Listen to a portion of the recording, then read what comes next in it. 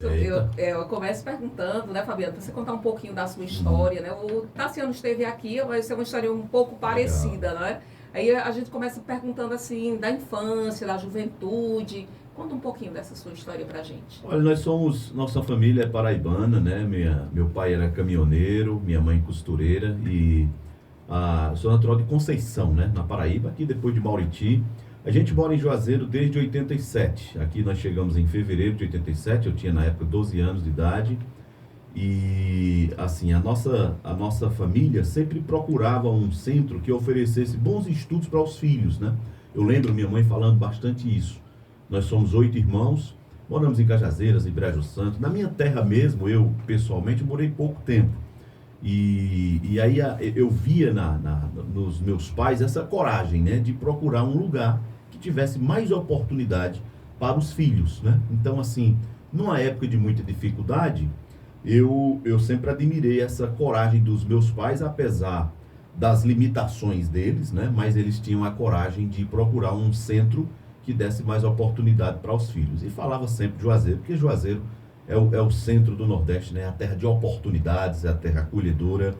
E aqui foi exatamente onde as coisas aconteceram, né? Os meus outros irmãos acabaram passando por aqui, indo embora. Tem irmão que mora em Brasília, tem irmã que mora na Paraíba, alguns ficaram por aqui.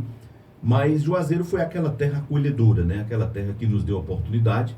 Aqui eu tive a oportunidade de estudar, fui aluno do Moreira de Souza, a primeira escola normal do Brasil. Estudei no 2º grau, sempre escola pública, mas sempre assim com o desejo de dar esse prazer, né, aos pais. E assim, eu acho que uma coisa que marcou muito assim, uma mudança, não só na minha vida, mas da minha família, foi o Evangelho. Sabe? Interessante que mesmo em Juazeiro do Norte, foi aqui onde a gente teve a oportunidade de conhecer o Evangelho através da Igreja Batista. E isso trouxe uma mudança muito grande para a nossa vida, nem todos são evangélicos, mas isso trouxe uma perspectiva de vida, sabe? A maneira de você enxergar o mundo, a maneira de você se relacionar com Deus, de estabelecer suas prioridades. E a partir daí as coisas foram acontecendo assim de um modo muito especial na minha vida. Se interessei por estudar teologia, de cursar, fazer cursos de liderança, de administração, e as portas foram se abrindo. Aí as coisas foram acontecendo, constituindo família, tendo a oportunidade de servir em ministérios como o Colégio Batista, como a primeira igreja batista, né, essa que fica ao lado do Colégio Batista. Hoje eu não estou mais lá, mas ali fiquei mais de 30 anos da minha vida, e ela foi a primeira igreja batista regular do Brasil, né? Foi por aqui na década de 30 que os primeiros missionários vieram e começaram o seu trabalho. Então, assim, esse relacionamento, esse conhecimento teve um impacto muito positivo na nossa vida.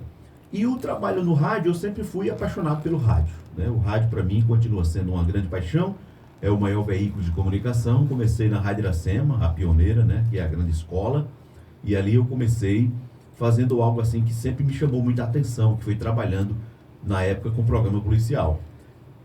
Fiz esporte por um pequeno período de tempo, porque quando você está começando, a porta que se abre você aproveita, né?